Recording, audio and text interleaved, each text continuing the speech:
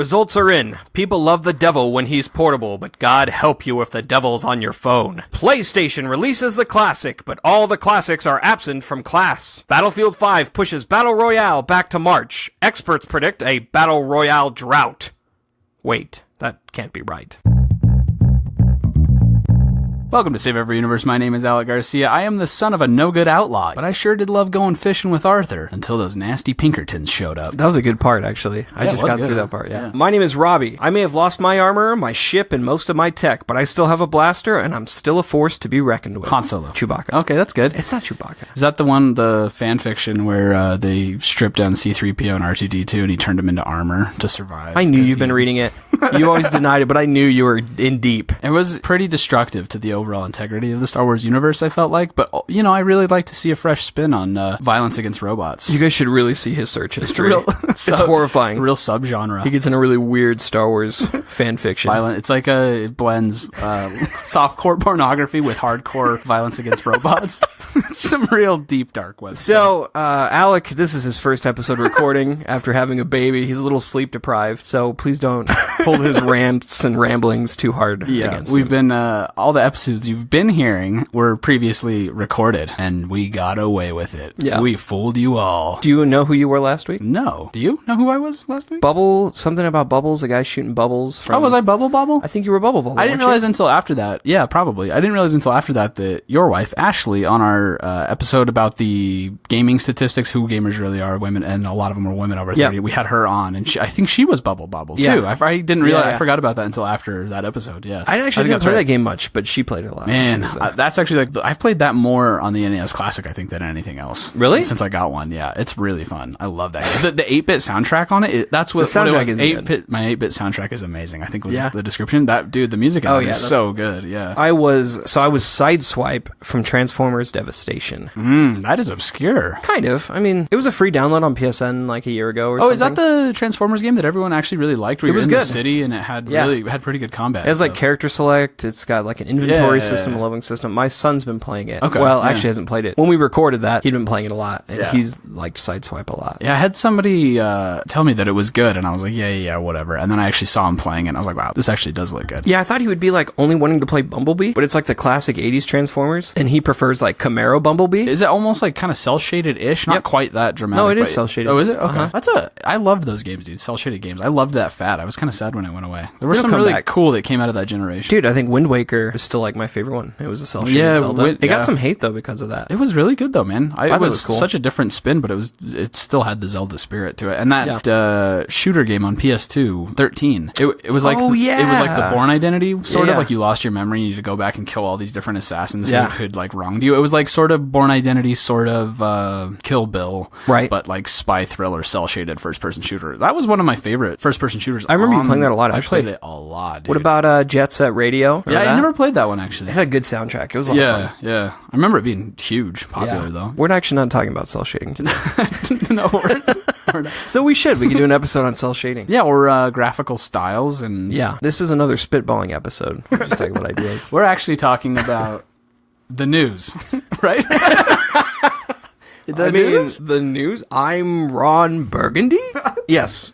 We were talking about the news. You know, it's just the way timing worked out on this. We're a little bit into November, so... Yeah, so we'll probably cover some of the stuff, because there's been some juicy tidbits the first week of November when we're recording this. BlizzCon happened. Yeah. There's been new stuff about Red Dead. So it will be October with a smidgen, a slice. It'll be like a turkey portion of October with like some marshmallow toasted yams on this of November. You're going to get your Halloween candy, but you might get a slice of pumpkin pie as well. That's what I meant to say.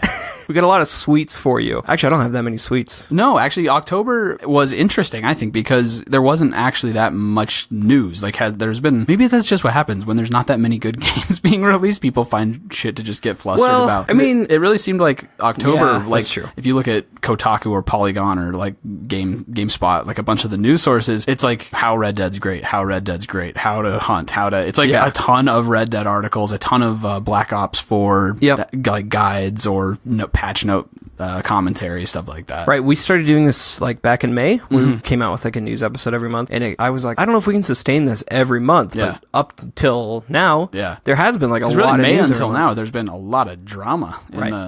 So, but I think you're right, because we're back though. Releases. November has been high drama. That's true. So where would you like to start? So, because you probably don't give a shit about this, but I'm excited. Fortnite? No, I'm not excited about Fortnite. Smash Brothers. You love sports and you love Fortnite. No, So I didn't even have that in my notes. Okay, go ahead. You're the one who brought it up. For the record. Smash Brothers. Yeah. There's a lot of exciting stuff. It's about to come out. I have already finished. I've got my pre-order paid off. I'm excited for it. What's the release date for that? December 7th. Okay, nice. I went and bought a Switch Pro controller just to like be prepared for it. But there's so many characters that are still coming out. They announced Ken from Street Fighter. They announced Incineroar, who's a Pokemon from Pokemon Sun and Moon, which I don't care about, but I'm just excited. Like an evolved version of the little dragon fire guy? Charizard. No. He's like the extra. No, he's like a fire cat. Oh, okay. Incineroar. Yeah. Anyway, it doesn't matter. I'm not particularly excited. I'm just excited that like they just keep being like there's more. They announced that there's going to be a free update where, you know, the Piranha Plant from Mario. Oh, really? He's going to be a fighter. Nice. He's going to come out, I think, in a free update in the spring. And then they're going to have a whole DLC fighter pack that will be paid that's going to come out over the next year. That is interesting, to see Nintendo going down that route finally with the DLC. Because they didn't do that with any of the other Smashes, right? But the last one did. Oh, did they? Okay. Cloud, Ryu, Mewtwo. That was a paid Bayonetta. Character expansion? Yeah, all those were like, you had to buy those fighters. Did you do them individually, or was it like a DLC? I think there might have been a pack. I just bought Cloud and Ryu. Lucas, I think, was one. Okay. See, I thought Breath of the Wild was like the first time Nintendo had really... No, there was some stuff on Wii U. Okay. But I think Nintendo, I think the Season Pass was the first time you could on Breath of the Wild. Yeah, it was the first time. You know what? Mario Kart DLCs had something, I think. Pass. Maybe Mario Kart had like a Season Pass thing. I thought it was similar to Smash. I don't know. I'll have to look that up. But you could buy certain chunks of things or certain cars. Or you know what? Wii U Mario Kart. Time, they had like the the Mercedes thing and all that stuff. Well, that's true. But actually, you could buy the whole thing ahead of time. That was the first experience I think I had of buying a whole. And it wasn't even all out yet. It was like a true Season Pass. I don't think that would work for every game, but that's actually kind of a cool way to do it, where you can buy the bundle if you're an enthusiast and you want all the stuff, or being able to sort of a la carte pick and choose some stuff. Yeah, you know, for the Wii U Smash Brothers, I didn't buy all the characters. I don't care about Bayonetta. I didn't play those games. Lucas is fine, but I was a NES guy anyway. Like, there was just characters I didn't care as much about, but I probably will buy the fighter pack for Ultimate, which is weird, right? There's all these fighters, and I'm still going to commit to but it's $5. I don't know. Yeah, no, and it's cool too that they're going to release free characters through free update as well as some content and stuff. Well, and also so I was in a used game store, a local place, Gamers Anonymous here, and my son's went up to Wii U Smash Brothers. I'm like, look, Daddy, they have all the characters. Yeah. Like, you guys don't give a shit about all these characters. And they were like, can we stay here and play all day? I'm like, we have this game at home. Yeah. They're like, well, you don't have that girl, Bayonetta. I'm like, you don't know who that is. But they were like, oh, man, we're so deprived because we don't have these 3 DLC characters that we don't even know. I think they knew Mewtwo. They don't know Lucas. They didn't know Bayonetta. Mewtwo? Nah. Mewtwo was like the character in the 64 era. They had Lucario, who's just like an Echo character. Oh, okay. He was really similar. I mean, yeah, you're right. He was on Mewtwo wasn't in N64. Which one was it? The GameCube one? Yeah, it was the GameCube one. That's the one we played a lot. Yeah. We played a lot of that too. That's the one I like fought in tournaments and stuff. Right. Yeah, Mewtwo was in that one. I like to play him just to dick with you guys. You remember? I'd sit at the edge of the map and do his just taunt like an asshole. Yeah. Just my whole goal was to taunt you guys with him. Yeah. You were pretty good though. You used it as bait a couple of times in Smash. Yeah. When I was doing it right. Not just getting my ass kicked. Yeah, so there's also like new game modes in Smash. Like, man, there's so much in it. I'm blown away. Yeah. I'm super excited. Well, how long has it been since the last one? On Wii U? I think it's been 5 years. Yeah. So, I mean, I'm sure they're setting this up and expecting that this is going to have a very long lifespan, and they're going to I think so. Have the replay value as high as possible. Right. I mean, people love fighting. It's still a big tournament fighter, and people are freaking out. Yeah. It's pretty awesome. Yeah. And it's coming out so early in the Switch's life cycle that, I think you're right. Have a good, long, healthy run. Right. They're not going to they never make more than one per console, so this should be a pretty good run. I think Smash Brothers coming out within a year or two of their console is always smart, too, because I know there's a lot of people who adopt. There's people who are just hanging out waiting for this before they actually picked up a Switch. I mean, I may be a weirdo, a whole but other wave of purchases off. I bought a Switch when they announced it. Yeah, and we haven't talked about this on the show. I don't remember quite when this. I think it was early October. Maybe they said that they're going to release a new version of the Switch already. I saw something about that. Sometime in 2019. I don't think there's much detail. There's not much more. I'm curious to see what they do, if they make it slimmer or if they. I don't like where. I mean, it's such a new piece of technology. Where do you go from there that quickly? That's kind of weird. I'm not sure either. There's also talks like because they still just fix the storage issue. I mean, maybe that would be worth releasing. They nice. Redesigned around that there's no SD card and it's just a healthy, beefy size of storage built into it. That would be worth reinvesting in, I think. I'm curious if they'll do more like they don't have a lot of app capability right now. Like you still can't watch like Netflix or I think Hulu. I think Hulu is like the only thing that works on it, but no Netflix, no Amazon, let alone like Spotify or anything. All like the that. standards that you can expect from a device. Yeah. So especially I know a mobile device. I saw a announcement by Netflix that said like they're open to it. They have a good relationship, but nothing yet. So maybe they're trying to change something up. Maybe we can go knock on their door since they just moved here to Albuquerque. Netflix, and be like, hey, on the Switch, boys. But they. I just told you they're open to it. Nintendo didn't move here. Oh, okay. That's what we need. We need to parent trap this situation. If now we got one half, now we just need to get Nintendo to come to Albuquerque, and all the chips are in our favor, brother. Let's move on. So I can't tell you how excited I am for the new Diablo mobile game. Are you excited? Please continue. I would like to hear why. I'd like to hear your. Well, reason. mostly because what I'm really excited about. It's so like dang. Yeah. I mean, I keep being so depressed. I'll be like sitting in my office, being like, I wish I was playing Diablo on my phone right now, but not like Diablo the way I like it. But like a really like a. If I could have a shitty dumbed down version. Man, that'd be great. With microtransactions. Let me ask you this though, really and truly, because Infinite, like Call of Duty Infinite Warfare, like they like set the record for dislikes and all that stuff, and then it still sold a shitload of copies. Yeah, a lot of people who are bitching about this right now are still gonna play it. Yeah, don't you think? Don't you think it's weird? You're gonna play it. You're gonna. I'm not gonna play it. I'm glad this is recorded because I'm gonna play this back. Maybe I will. I'm not that excited about it. No, I don't think. Clearly, no one was excited about like Infinite Warfare in the direction Call of Duty was going back then. I didn't buy Infinite Warfare. Yeah, I didn't either. I red boxed it. I think we played a free demo. Remember?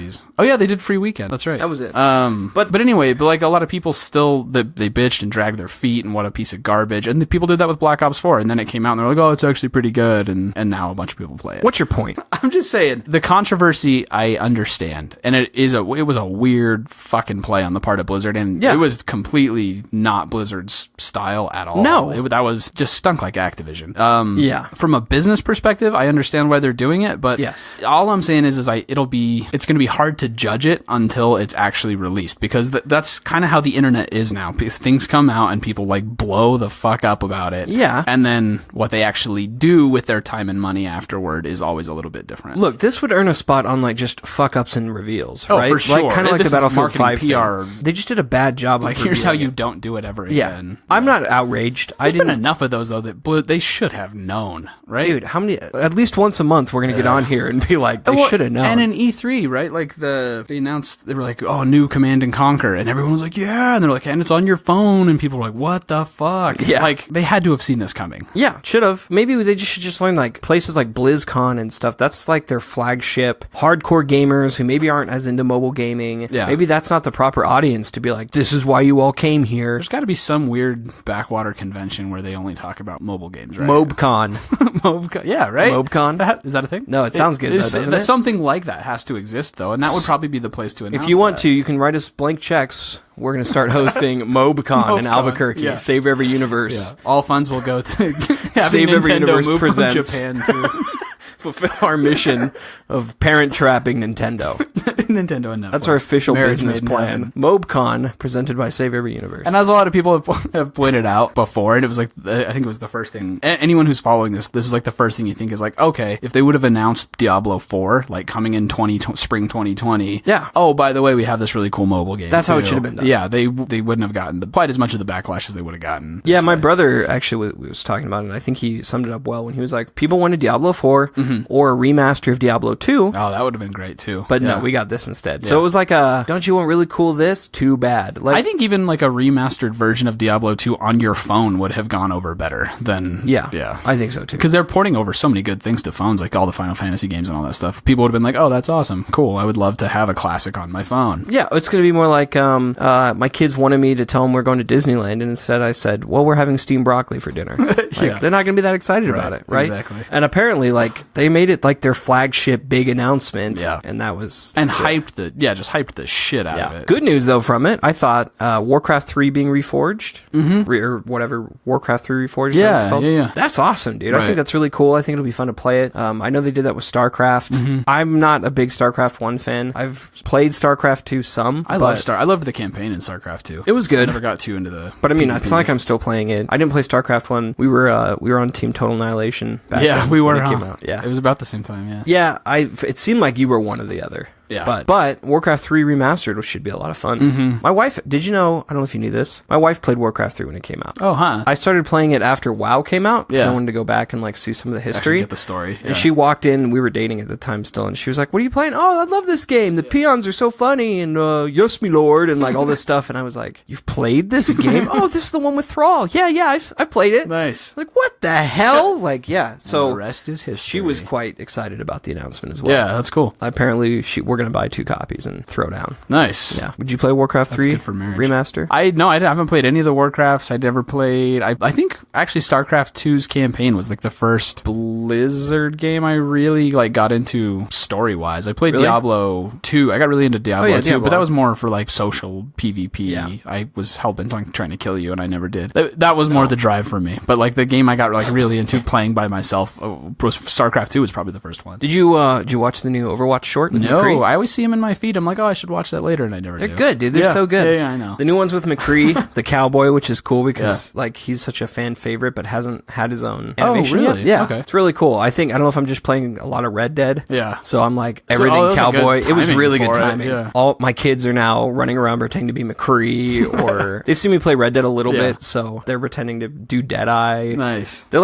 meshing them. I'm glad to see a little bit of a resurgence in westerns, though. Yeah. Westerns are totally underrated. And they are. It does seem like Red Dead has... I went and bought a Western book at a bookstore, and the guy was like, okay, what is the deal? Everybody's been buying Western books lately. Really? And I didn't like consciously put it together, and I was like, oh, I wonder if that, like... Because Red Dead, you were saying before we started recording, like set a bunch of records. Like they did like more money than movies and books and everything like combined or whatever. Yeah, it's the highest grossing weekend for any media. Yeah, it's incredible, right? Yeah, so I mean that has to have an impact on culture at large. That so many people. So there's probably something to that. The guy was like, why is everybody buying Western books all of a sudden? And I was like, oh, that's probably why I did buy All the Pretty Horses by Cormac McCarthy. That's really funny. Yeah. Well, so there was a bunch of kids outside playing with my kids, and one of them is an older kid. He's like 11. I was like, what are you guys playing, Cowboys? We're playing Red Dead Redemption. So, what? Yeah. And he's like, well, I'm John Marston, and those guys over there are the O'Driscolls, and we're going to take... And I was like, oh, okay, cool, that's fun. And my kids don't know that much about the story, so they're just like, cool, we know that game, Red Dead. Well, I'm going to be McCree. It's high noon. Like, it's crazy. It's like a weird mashup. It's like in the ether now, dude. It's everywhere. Yeah. Did you ever read True Grit? Yeah, dude. True Grit was really good. Yeah. That's not what this is about. But it is, like, it's like made me want to read, like, more Western stuff. Lonesome Dove. And I've been wanting to watch, like, go fire up Tombstone. Yeah. I can't help it. I'm also only playing McCree now when I've like been wanting to fire up Overwatch just to go. And we've talked about McCree. That though on the show before, is that Red Dead Redemption are the only ones that are like Western games, really. Yeah. There's other Western elements to different games, but there has never really been a true Western in gaming. And I don't know how do you do it? You can't follow Red Dead now, but like you can, and that's some of it too. You have to make it completely different. Let's talk about the resource. I mean, you saw how many hours did they put in? Oh yeah, I saw something on Instagram where it said that the combined hours of all employees just for the year of 2018 came out to like 1,200 years worth of work on Red Dead Redemption 2. So, and they've been developing it for years. So maybe that that's was the answer just to your question. Yeah, like we kept being like, well, why hasn't anybody done it? Maybe because you really got to be ambitious and have the resources to do it right, and nobody wants to do it. Yeah, the nature of a Western is the big open, the loneliness and the sprawling territories and the it's true. running into bandits in a natural, real or true natural way out in the wilderness on your own. And there's so many things they got right. Yes, that is a Western. Yeah, dude, I've like developed. This isn't a Reddit episode, but I've developed this weird like. Well, that's all everyone's talking about in October anyway, so we might. What I want to do, like normally, like my first instinct when I first started playing was people would jump out and want to talk to me. Yeah. If they clear leather, I dust them, dude. If they come out with their guns out, no talking. Like you drew on me, that's it. And so I go dead eye, blah blah blah, and then waste them. I don't even know what their problem was. I don't even know. Some of it, like, and that's cool too. Is like once you've been out, you start to get a feel for like who's actually in trouble. You start to get like a street smart about being out in the West. And you'll see like a wagon up on the side, and you're like, that's O'Driscoll's for sure. Yeah. Yeah. You'll roll up real slow, and then Deadeye, knock them out. Yeah, dude. Like, I didn't know until I was looting them that they were O'Driscolls. Yeah. They were like, hold it right, brr. Like, they didn't even get 3 words out before I wasted all of them. Yeah. And when I was looting them, it was all O'Driscoll. Like, yeah. Oh, yeah, that makes sense. That is cool, though. Like, the world is, like, so depthy. There's so much there that you get, like, an instinct about how to behave in the world in a way that's a little more authentic than any other game. I've yet to be betrayed by saving, like, a woman. Oh, really? Have you? Has it I gone bad for you? I think it has. I keep getting good guy bounty points. Like, I saw a girl tied up on the back of a horse. Oh, yeah, I did one. And I saved her, and I got good guy points. Yeah. I saw a girl who was in jail, like in a jail car, and I broke her out and got good guy points. Okay, I think I did that one too. Yeah, I did pull over. There was a guy who was like, help, quick, help me. And like I pulled my horse over, and like he was like a little bit off to the trees, and he like punched me and threw me down off the horse. And I was like, friendo, just one shot with the repeater rifle in the head. And I think that's the only one I've had where it was like an ambush that I've had that happen a couple times. Coming. Yeah. What I actually tend to do is get off my horse. Yeah. So like I'm more ready. Oh, and just walk up to them. Yeah, walk up to them. And did they just try to punch you, or what did they do? They try and jump on the horse. Yeah, okay. And then I got plenty of time to just waste him. Yeah. Because the first time it happened to me, he almost got away. Oh, really? Yeah. I wasted not my horse. Well, I mean, it's just your character goes through the animation of like hitting the ground, getting up. Anyway, I think we're going to do a more in-depth talk about Red Dead. Speaking of Red Dead, though, I do want to say the HDR thing. I had my HDR on, and I was like... And talk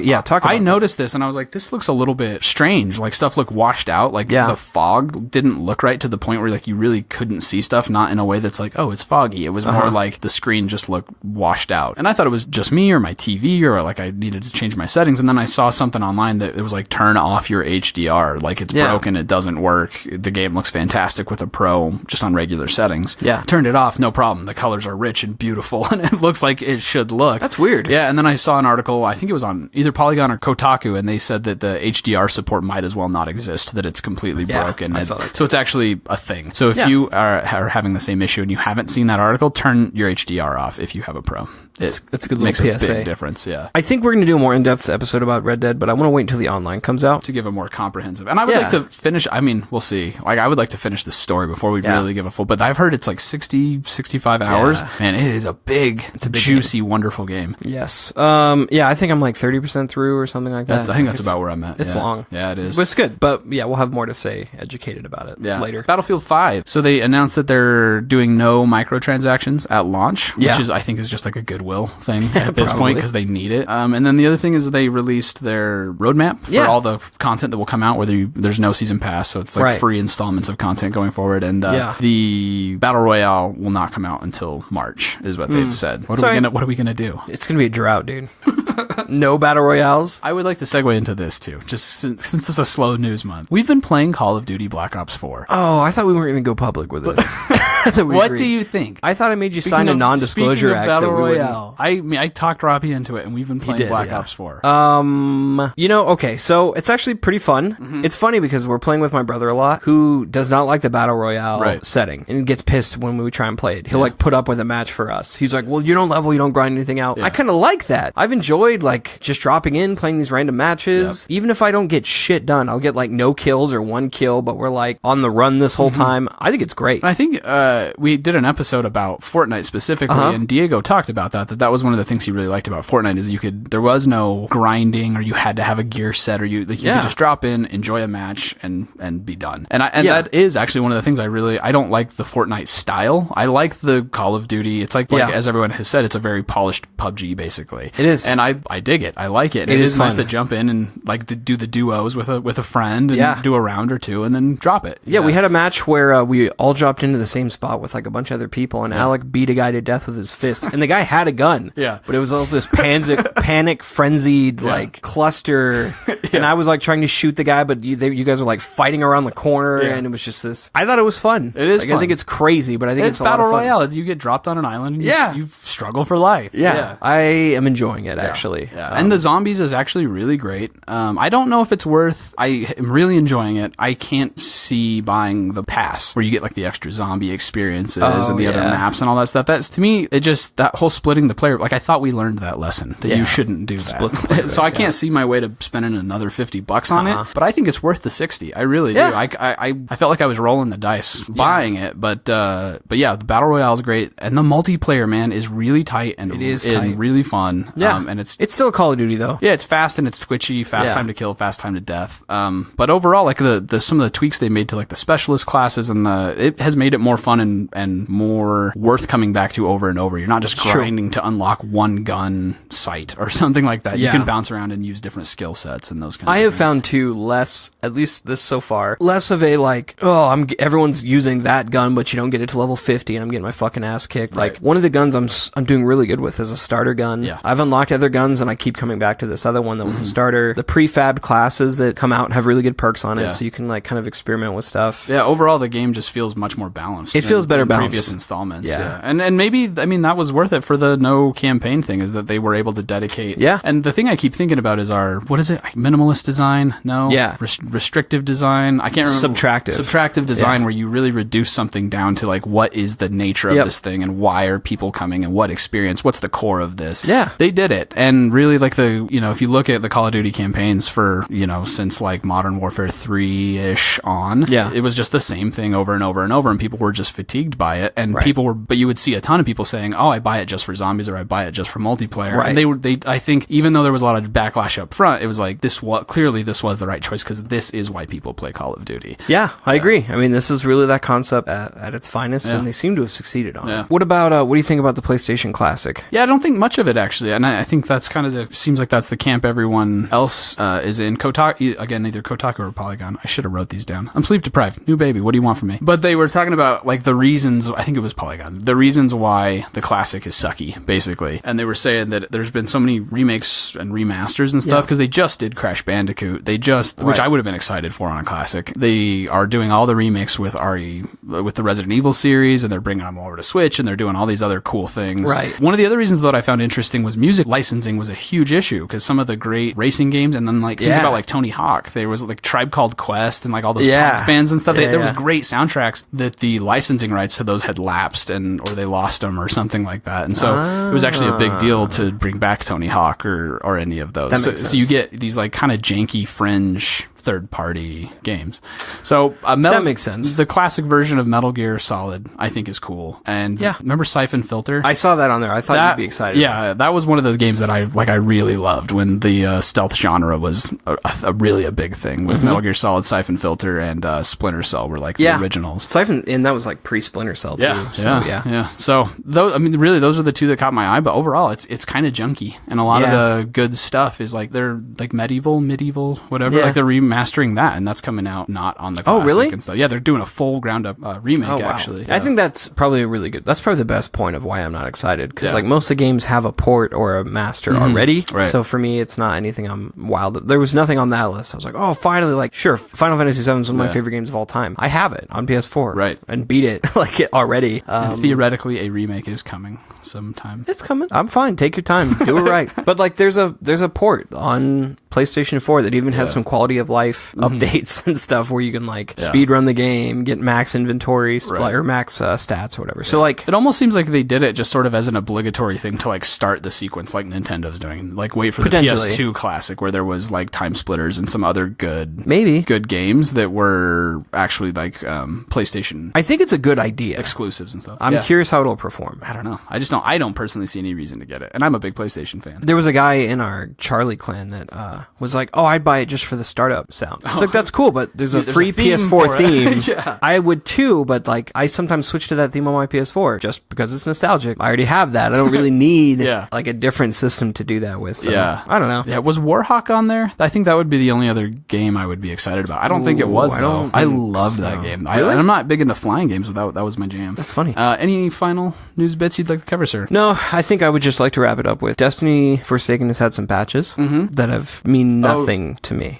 Really? I mean, it hasn't fixed any of my stuff. Yeah. Feels like all the stuff that I'm like, and I put in a lot of hours in, and I've got my money's worth out of it, so no complaints. But I'm just like, whatever they fixed, they must not have done that much, because I haven't actually benefited from any of the patches. I have, and I think that's an interesting part about it, is that after they did this last patch where supposedly they fixed the exotic drop rate, is what was word on the street. I noticed it. Like, I got 2 Forsaken exotic drops out of it. Right. I still haven't had a single one. They were very exciting, and that's what you're hearing, and that's weird. Right. Is that some people are like, oh yeah, I got my 4th today. Oh, right. Well, that's great. I got another 2-tailed fox, and like other people are like, what the fuck? Like, I've been grinding and I have got nothing. Which means they didn't do a great job of fixing it. Yeah. It's still got some issues. But they are. Overall though, it does seem like Forsaken is going into the direction of being a like hobby-esque MMO. Like with the way they've restructured the quests and the bounties and the weeklies and the dailies, and it is better than it was. It is at launch. And Forsaken was a really good expansion. Yeah. I got 2 months out of it solid. It's just I'm now at the point where it's like I can either go start another character and then or go play Red Dead Redemption. Yeah. I'm gonna go play Red Dead Redemption. I'm gonna go play the new Spider-Man DLC. I'm gonna go do something. The next DLC is kind of like you got 3 installments of Spider-Man. You got Red Dead. Just cool your jets, man. No, it's fine. Just are you sure? It's fine. You don't look. You know what? Anthem will come out and everything will be fine. Anthem's not gonna fix everything. It'll fix everything. It's gonna fix The Last Jedi. It's not gonna be the Messiah. Anthem's gonna help me pass the bar. It's gonna do everything, dude. You're gonna start getting sleep. Oh, that would be nice. Your baby's gonna sleep through the night, dude. That's when probably Anthem true, but that's gonna be a coincidence. No, dude, it's not. Anthem's gonna fix everything. Everyone you voted for in this election, Anthem's gonna make sure that they. What did you think of the new? Because they released new gameplay, like the Paris Games Week and all that stuff. Yeah, what'd you think? I thought it was cool. Yeah. It didn't really seem like that much new. It kind of seemed like it was the same worlds we've seen. They just showed more good stuff though. More of one of the classes and they expanded the classes. They showed more ultimates. Yeah. Honestly, I'm on board. Cool. Can I play it now, please? Just give it to me. I mean, it looks like there's gonna be a lot to do so far, which is good. But yeah, I'm excited. We've already pre-ordered it. I can't give them more money. You would if you could. I would if I could. Check them. It's gonna fix everything. Of course I would.